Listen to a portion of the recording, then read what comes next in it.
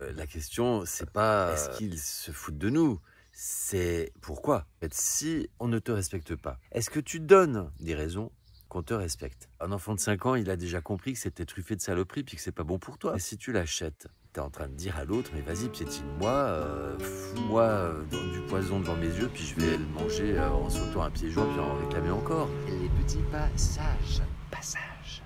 Peut-être, mais vraiment peut-être que tu as l'impression que le gouvernement ne te respecte pas, que les élites te prennent pour un con de plus en plus. Bah, moi je pense que la question, c'est pas est-ce qu'ils se foutent de nous, c'est pourquoi ils se foutent de nous.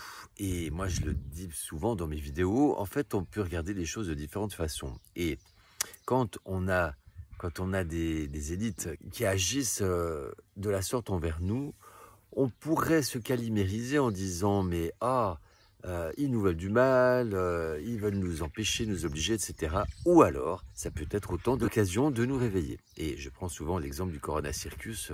À situation égale, regardez la différence de réaction qu'il y a pu y avoir. Il y a des gens pour qui c'était la fin du monde et puis d'autres qui ont saisi l'occasion pour changer de vie, pour se dire que finalement la vie n'était peut-être pas telle qu'on nous la propose. Moi j'ai envie de te poser une question toute simple en fait. Si on ne te respecte pas, est-ce que tu donnes des raisons qu'on te respecte? Est-ce que tu prends ta vie en main? Est-ce que tu mets des ingrédients dans ta vie qui sont bénéfiques pour toi? Est-ce que tu as des comportements qui sont bons pour toi? Est-ce que finalement tu donnes des raisons qu'on te prenne au sérieux?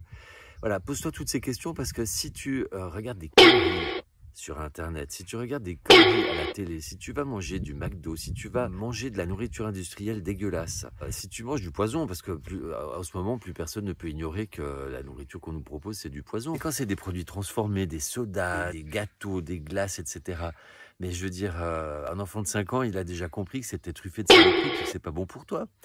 Mais si tu le fais, si tu l'achètes, en fait, tu es en train de dire à l'autre, mais vas-y, piétine-moi, fous-moi du poison devant mes yeux, puis je vais le manger en sautant un pied joint, puis en réclamer encore.